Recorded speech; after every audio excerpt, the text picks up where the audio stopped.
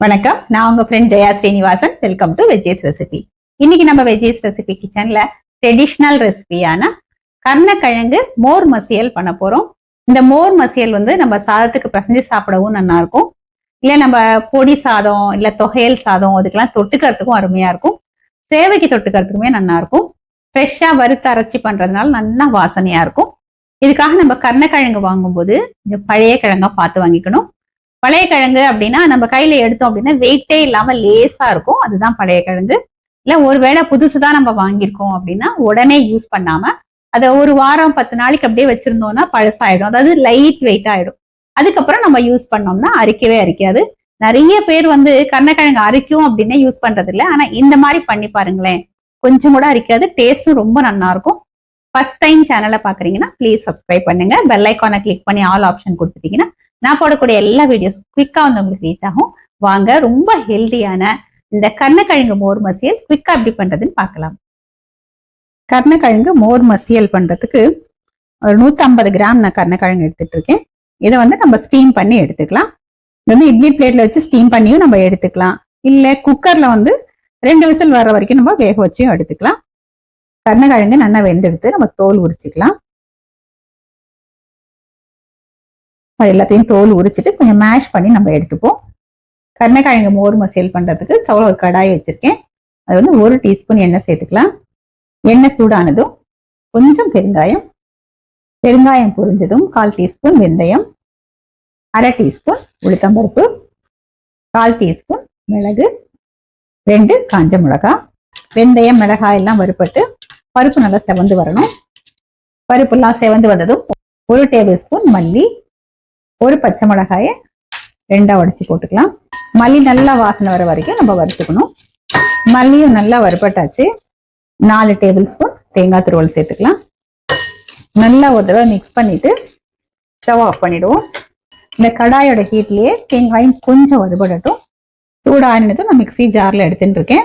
First ட்ரையா அரைச்சிட்டு அதுக்கப்புறம் தண்ணி விட்டு கொரப்பா நம்ம அரைச்சி எடுத்துக்கணும். இது போல கொரப்பா அரைச்சி எடுத்துட்டு இருக்கேன்.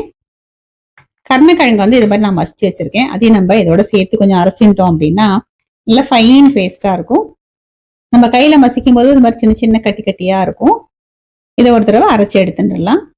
ஒரு 2 தடவை பல்ஸ் பண்ணாலே போதும். இந்த மாதிரி நல்லா ஈவனா பேஸ்ட் ஆயிடும். இதுக்கு நான் ஒரு 1/4 லிட்டர் தயிர் எடுத்து வச்சிருக்கேன். இந்த தயிரையும் நம்ம இதுல சேர்த்துட்டு ஒரு தடவை பல்ஸ் பண்ணி எடுத்துக்கலாம். 2 தடவையா வேணாலும் நம்ம போட்டுக்கலாம். அரைச்சி நான் இந்த பவுல்ல எடுத்துட்டு இருக்கேன். மிக்ஸி ஜார்ல கொஞ்சமா ஜலம் விட்டு கலந்து இதுவும் சேர்த்துடலாம். இது எல்லாத்தையும் நல்லா மிக்ஸ் பண்ணுவோம். திக்கா இருந்தது அப்படின்னா நம்ம கொஞ்சம் ஜலம் விட்டு நமக்கு எப்படி கன்சிஸ்டன்சி வேணுமோ அது தகுந்த மாதிரி நம்ம மிக்ஸ் பண்ணிக்கலாம். பாருங்க, மிக்ஸ் பண்ணதுக்கு அப்புறம் இந்த மாதிரி கன்சிஸ்டன்சில இருக்கு. இன்னும் கொஞ்சம் ஜலம் விட்டுக்கிறேன். இப்ப பாருங்க, அது கரெக்டா இருக்கு.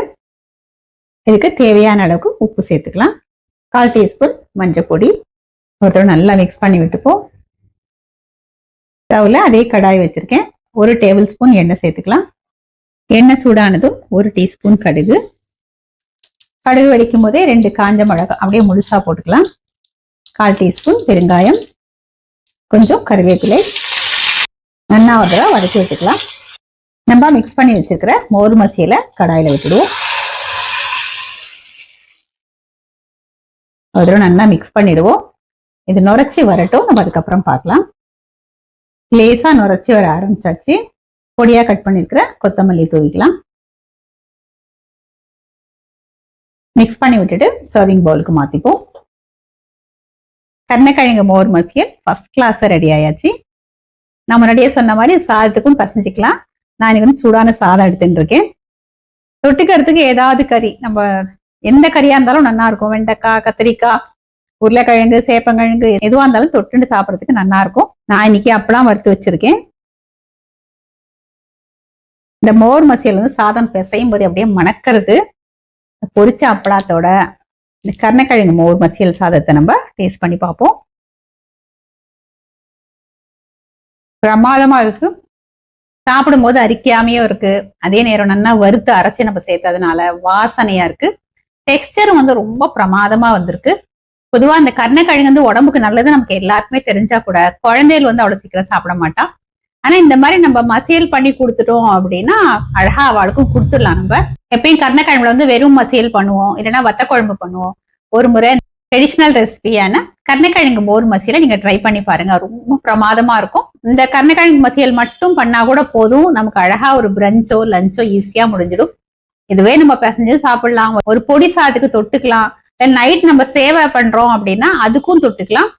இதே மாதிரி இதே மெத்தட்ல இதே அளவுகளோட அந்த ட்ரெடிஷ்னல் ரெசிபியான கருணைக்கிழங்கு மோர் மசியலை நீங்க ட்ரை பண்ணி பாருங்க, ரொம்ப சூப்பரா இருக்கும், உடம்புக்கும் ரொம்ப நல்லது. ட்ரை பண்ணி பார்த்துட்டு எப்படி வந்ததுன்னு கமெண்ட்ல சொல்லுங்க.